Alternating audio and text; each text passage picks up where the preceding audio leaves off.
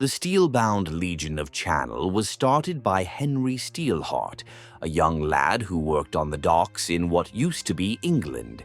He wanted to make a real difference, so he gathered a group of engineers, warriors, and others who were eager to join the fight against the Fallen. Among them were Emberlings who had failed the trials at Kirin-Yaga, but remained eager to serve humanity's cause.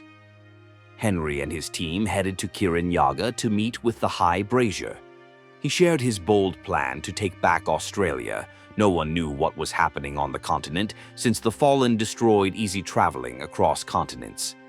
Even though the High Brazier had been focused on other regions like Africa, Asia, Middle East, and Europe, he saw some potential in this new frontier. He decided to back Henry's mission, called a Pilgrim, and handed him 100 Guardian armors. At the Grand Forge in Kirin-Yaga, Henry was officially named the leader of a new group, the Steel-bound Legion of the Channel. Their journey started as they set sail with ships loaded with gear and eager men. When they reached Australia's southern coast, they were immediately attacked by swarms of fallen beasts. Henry jumped into action, leading his men and scoring several victories. He sent an archivar from the Order of the Sainted Flames ahead to check things out, and from high cliffs, the archivar looked over a land covered in red dust and ruins of towns now taken over by wild animals, and reported to Steelheart. Their biggest challenge awaited them in the iron-rich pits of Mount Whaleback, where monsters thrived in the warmth of abandoned smelters. The Legion built a coastal fort with help from the Sainted Order's engineers and launched a major attack on the beast's stronghold. They used two giant weapons, the Culverinius Bombardion, to bombard the mines day and night. This intense battle, called the Siege of Whaleback, dragged on for 89 tough days. Waves of beasts charged, but the steel-bound Guardians stood firm. As the bombardment went on, Henry led his Guardians through the mine's dark tunnels. With only flickering torches to light the way, they fought fiercely in cramped quarters. Steelheart himself was at the front, leading his steel-bound legion until they claimed the mines and conquered Mount Whaleback. When the last beast fell, the Legion proudly raised their banner, marking their victory. With this win, Mount Whaleback turned into a strategic stronghold and a booming kingdom. In just a year, the silent smelters sprang back to life, producing steel and iron that went to Kirin-Yaga and beyond. They repaired Guardian armors and made new ones, boosting humanity's defense. Survivors from all over, including many Aboriginal communities, flocked to the safety of Whaleback. The steel-bound Legion thrived, turning their base into the richest order. Henry encouraged new ideas and welcomed in engineers and inventors to create better weapons. One of their standout inventions was the Trium Mortaricus, a powerful triple-barreled cannon meant to clear out beast territory before the infantry moved in. Sales from the ore helped build new towns around Mount Whaleback. Even with their success, the Legion stayed focused, putting every resource back into their operations. They set up various outposts around the kingdom, keeping a close watch to ensure no beasts approached their bustling city. Henry Steelheart finally took a moment to breathe after watching the kingdom grow. After years of fighting, he started thinking about the big picture. The Steelbound had done what they set out to do, but now he realized they could aim for more. He had over 2,000 men ready to fight, with another 3,000 Guardian armors tucked away, waiting for action. For the first time since the Legion began, there was peace, a shaky peace, but it was real. And in this uneasy peace, he met her. Her name was Dorana, a healer who came to Whaleback after fleeing from ruined towns across Australia. She knew skills that few others did. Henry first met her when he got hurt in a fight outside the kingdom.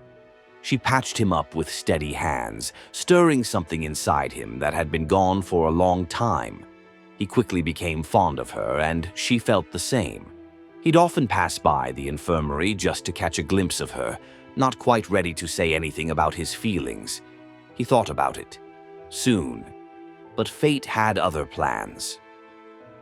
One night, Darana ventured outside the walls to find rare herbs to combat a disease spreading through the kingdom, a disease she was immune to as a local.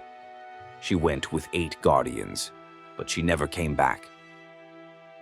Only one guardian returned, battered and shaken. He told Henry a grim truth. The beasts had breached the outposts and were closer to Mount Whaleback than anyone thought, digging through the earth like worms.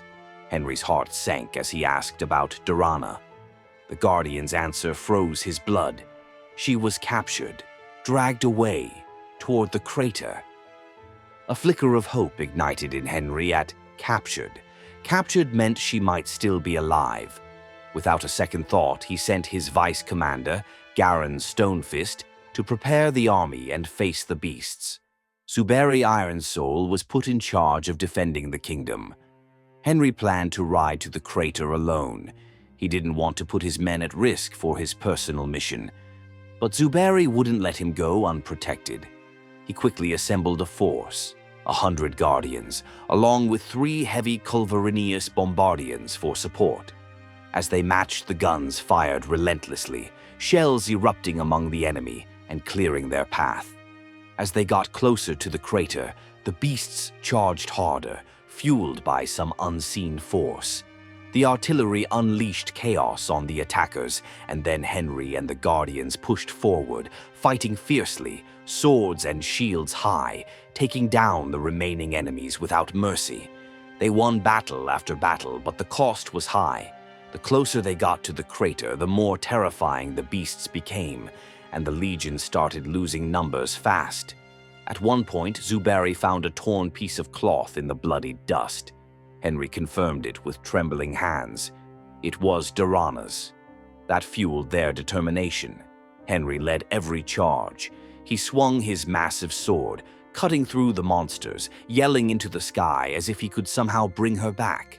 But by then, the group had dwindled. Only 34 guardians remained. At last, they stood at the edge. Henry Steelheart took a step forward, his armor battered, covered in a mix of green and red blood. He looked down and saw nothing. No beast, no altar, no Darana, no body, no blood, nothing. Just a dead scar in the earth, a silence heavier than death. Henry dropped to his knees and screamed, a haunting, broken sound that shook the ground.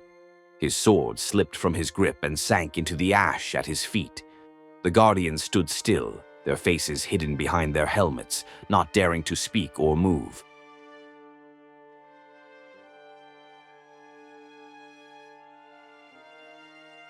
Henry Steelheart came back to Mount Whaleback, looking like a ghost in armor. The gates opened for him, but there were no cheers. People peeked out from their windows, watching in silence as he walked in with worn-down guardians behind him. He didn't say a word. 1 week later, inside the palace, Henry stood before his commanders, Zuberi Ironsoul, Garin Stonefist, and the other leaders of the steel-bound legion. He said, "We will go on the offensive." He called the beasts an abomination, something they couldn't ignore any longer. No more waiting. It was time to strike. Lismara, one of the generals, stepped forward, brow furrowed. She asked, "We still don't know the source of these creatures. What's the end of this war, Henry? What are we marching toward?" Henry didn't look at her. He just said, "We strike. That is all." He acted immediately. Henry ordered every able-bodied man and woman to prepare for war. Those who once dreamed of quiet lives in Whaleback were now drafted into service. Farmers, smiths, traders, even young kids, given weapons and training, becoming guardians or whatever else was needed. The forges roared around the clock, armor and weapons churned out non-stop. In months, the Legion grew to 5,000 trained guardians. Henry wanted 10,000, a wall of iron, to cleanse the land. But he would not wait. The crusade began. Henry's armies surged forward like a wave. War caravans thundered across the plains. The Culverinius Bombardions shook the earth with their fire. The Trium Mortaricus burned the deserts, turning beast lairs into scorched graveyards. Every beast was killed where they stood. Dens burned. Breeding grounds erased. Henry split his forces into groups of 1,000, led by his finest, Lismara, Zuberi Iron Soul, Garin Stonefist, and more. He personally led 1,000, his massive sword cleaving through monsters with terrifying force. Lismara led from the front. Clad in guardian armor, she moved like a blade in motion, precise, unrelenting, silent. Where Henry brought fire and fury, she brought focus and control. Her unit became legend, cutting through beasts with surgical precision. Clean lines of scorched earth, shattered carcasses in their wake. Soldiers whispered she never raised her voice, not even in the chaos of slaughter. She pointed, and death followed. Henry fought like a man possessed. Even his oldest friends were unnerved by his rage. He laughed as he struck down monsters, driven by something deeper, something he never spoke of. Somewhere in his mind, he still hoped to find her, or at least learn what became of her. Battle after battle, the Legion marched through blood, but the beasts kept coming. For every lair destroyed, another surfaced, every scattered horde, followed by a new wave of nightmares rising from the deep. It felt endless, like the land itself was birthing terror with each passing season. And the crusade dragged on. Years passed. Victories meant nothing. Hope faded. Henry, once a builder of kingdoms, was now a man drowning in bitterness. In the end, he gained nothing. The beasts still roamed. The craters still smoked. The wilds still wild. Mount Whaleback stood, but its people were tired, drained, their dreams buried in ash and dust. Alone in the great hall, Henry sat, polishing his sword in silence, waiting for the next battle, still chasing a ghost he would never bring back.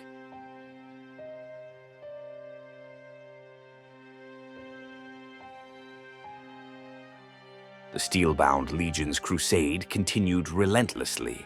The High Brazier took notice, both of their success and of Henry's descent into madness, as reported by the Archivars stationed at the Whaleback Kingdom, and decided it was time for a change. He ordered Henry to lead the steel-bound Legion's main force to South America. The Sainted Flame had a bold plan: land a massive force on the southern tip of the continent and push north, clearing out caves and beast hideouts along the way. The goal was to create a new safe territory, just like they had done in Australia. The High Brazier was pleased. A new large force could take on some of the Sainted Flame's responsibilities. At that time, the steel-bound Legion had around 6,000 active Guardians in Whaleback Kingdom and close to 10,000 Guardian suits in storage.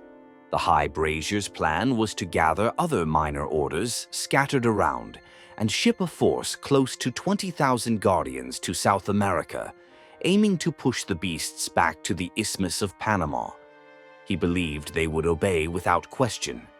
But Henry said no. He pointed to the Covenant Sigil, the sacred metal scroll from the Sainted Flame, which guaranteed the steel-bound Legion's independence. It was not a command he was bound to follow blindly. The High Brazier tried several more times, sending Ember Priors to persuade Henry. But Henry stood firm. On the third refusal, the High Brazier acted. He declared the steel-bound Legion a heretic order, traitors to the Flame, friends of the beasts. He ordered all flame-aligned kingdoms to cut ties with them. Trade stopped. Communication was severed.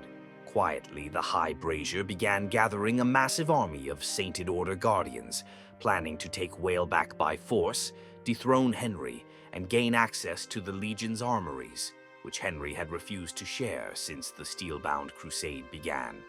Henry failed to realize two things. First, many within his ranks still held loyalty to the Order of the Sainted Flame. Second, years of crusade had created a loyalty problem. The Guardians were more loyal to the generals commanding their units than to the leader of the kingdom. Inside Whaleback, a faction of Guardians began plotting against him. They believed the flame was sacred and that Henry had gone too far. He should walk the path of the ash and seek redemption. The revolt struck while Henry was deep into the Red March, leading another bloody campaign against the beasts. He had hoped this time to push all the way to the crater and beyond. The mutiny cut through the ranks swiftly while Henry was away. Zuberi and Lyra led the loyalists of the Flame. They took over the Whaleback Kingdom, arresting all loyalists of Henry and locking them up. When Henry returned, he found the gates locked against him. Knowing Zuberi for years, he tried to reason with him. Zuberi spoke. "It's not too late to return to the Flame. If you refuse, I will capture you and send you to the ash." Lyra was not pleased. Henry's only path in her eyes was to the ash. He would not be allowed to return to the Flame without walking the path of the ash and becoming an ash disciple. But in Zuberi, she had an ally, at least for now. Henry smirked devilishly. The thought of joining the ash disciples of the Flame was not an option. He ordered his men to fire on Whaleback, placing the kingdom under siege. 2,000 Guardians stayed loyal to him. These were the ones who had marched with him toward the crater. They stood with their leader and continued to bombard the walls. Inside the fortress, the new leaders held strong, awaiting reinforcements.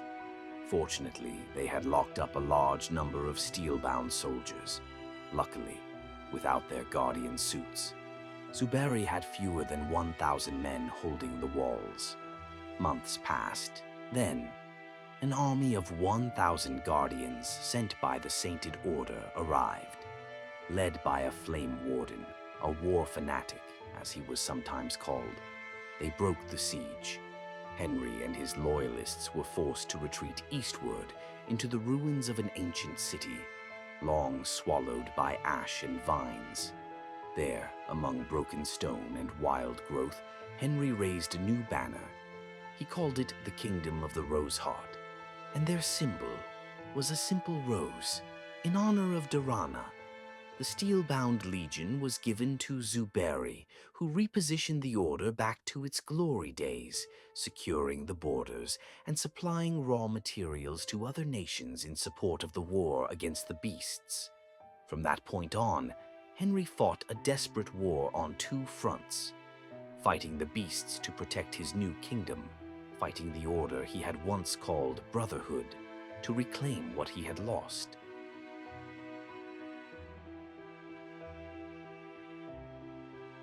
Woe unto those who cry for peace, yet shun the struggle. Woe unto those who speak of peace, yet spill no blood in its path. Woe unto the hands that refuse the sword, yet demand the harvest of stillness. But blessed are those who fall upon the earth in the name of peace, for they shall be known among men as the Peacemakers. The Book of the Peacemakers. Chapter 11, verse 19. The Order of the Peacemakers, founded in what was once the Middle East, had existed long before Joan's rise and sacrifice at Caelmont. They were among the earliest orders to emerge during the chaos of the Great Collapse. When humanity discovered they could deal no damage to the fallen, most ran. But the Peacemakers did not. They kept throwing themselves at the beasts, forcing them to pay dearly for every piece of land taken. When the Order of the Sainted Flame rose, the Peacemakers rejected its teachings and remained defiant. To them, the war was not one of survival. It was sacred. They declared jihad on the fallen, swearing a holy vow to purge the earth of corruption at any cost. They refused to swear loyalty to the flame, while kingdoms and orders allied with Kinrin Yaga, swearing oaths before the brazen of flames and accepting covenant sigils. The Peacemakers stood alone. They reverse-engineered their mechanized suits from flame designs, but offered no reverence to its doctrine. Their armor was crude, thick, often unstable. It lacked the precision and elegance of Kinrin Yaga's craft. But they did not care. They did not care. Instead, they developed their own line of armor, forged in ash-choked foundries. The Sand-Wrought Eye, also known as the Devoted class. It was the foundation. Massive, heavy, ironclad. It lacked grace, but possessed unmatched durability. Its wearers formed the first martyr lines, marching without rest into beast-infested deserts. Their only prayer was the resistance of steel and faith. As the enemy grew more feral, as they adapted to swarm tactics, the Order responded. The Sand-Wrought II, the Martyr Spike variant. Covered in jagged spikes and barbs, this armor turned the body into a weapon. Beasts that leapt upon them found themselves impaled. These warriors were deployed in bottlenecks, in siege points, expected to die, but never alone. And then came the darkest design of all, the Sand-Wrought III, the Emberfall Detonant class. For battles with no hope of retreat, these suits carried volatile compounds in their core. When the line was lost, the wearer would ignite, turning their armor into a holy explosion of fire and shrapnel. These were not soldiers, they were final acts of defiance. What the Order lacked in quality, they replaced with numbers and unmatched conviction. They stormed beast-ridden wastelands, sacrificed entire platoons to take strongholds. They fought without rest. Their cities were barren, their warriors relentless. They did not fight for glory. They fought because it was the only path that still felt righteous. Thanks to them, the Fallen's advance from the east was slowed, and the Order took pride in every inch of blood-soaked earth they helped reclaim. Years later, when Henry Steelheart had been cast out by the Sainted Flame and fled into exile in the southern ruins, he saw the Peacemakers not as rivals, but as allies. They were people he could work with to fulfill his goal of taking back Mount Whaleback. His order had been renamed the Rose Heart Order. He sent them a message. He offered 500 Guardian suits, forged in his new forges. More advanced, more refined than anything the Peacemakers had ever possessed. In return, he asked for their support in reclaiming Whaleback, the city he had once ruled and lost to betrayal. The Peacemakers agreed. 500 Guardian armors was not something they could ignore, especially with access to the powerful weapons Henry had developed.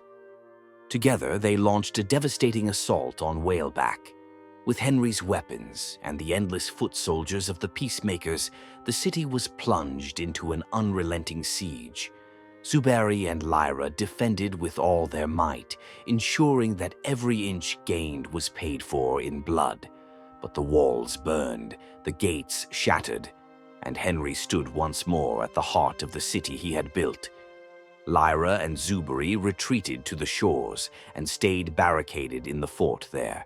Henry, now controlling a kingdom that stretched from the Roseheart realm to Whaleback, intended to become the strong leader humanity needed. But the alliance would not last. To the Peacemakers, Henry's ambition was prideful. His desire to rebuild a kingdom for himself was an insult to the purity of their cause. They waited until his guard was down, then struck. Henry was assassinated in his own court. The remaining Roseheart Guardians scattered, retreating into the wilds. They sent a plea to Kinrinyaga, acknowledging their sins, renouncing their fallen founder, and begging to be brought back into the flame. The sainted flame answered. A new covenant sigil was issued to the survivors, naming them the Anointed Steelbound and declaring a holy campaign to purge the Peacemakers from the southern continent. This plunged the continent into the War of the Guardians. Enraged by the turmoil in Australia, the High Brazier decided it was time to restore order. He sent an Ember Sovereign leading 2,000 Guardians to the continent. There, they merged with the Anointed Steelbound Guardians, now led by Zuberi, and the Steelbound Guardians under Lyra, totaling 4,000 warriors. And so the war began, not against the beasts, but among humanity itself. The Peacemakers held fast, calling the flame corrupt and compromised. The orders turned on one another. Cities that had once stood united now sent Guardians to raise each other's banners. Treaties crumbled, supply lines broke. The cries of the beasts, once distant, grew louder again, and humanity, once more, forgot the true enemy. The Peacemakers were defeated in Australia. The kingdom of Whaleback fell to the Order of the Flame, but Roseheart was lost to the beasts. Lyra was crowned Queen of the Kingdom after Zuberi rejected the crown. Instead, he chose to lead the remnants of the Anointed Steelbound along the path of Ash. They all became Ash disciples. With only 600 Guardians, now clad in black, Zuberi sailed for South America to confront the rising darkness there. Meanwhile, the Order of the Flame redeployed their leftover force to the Middle East to watch over what remained of the Peacemakers. Welcome to the Story Crucible. If you're into world building, medieval warfare, giant monsters, and mech-powered soldiers, you're in the right place. Please hit the like button. It helps the channel and tells me you want more stories like this. Subscribe if you haven't already, and drop a comment or question. I read every one. This is Mechieval. Let's get back to it.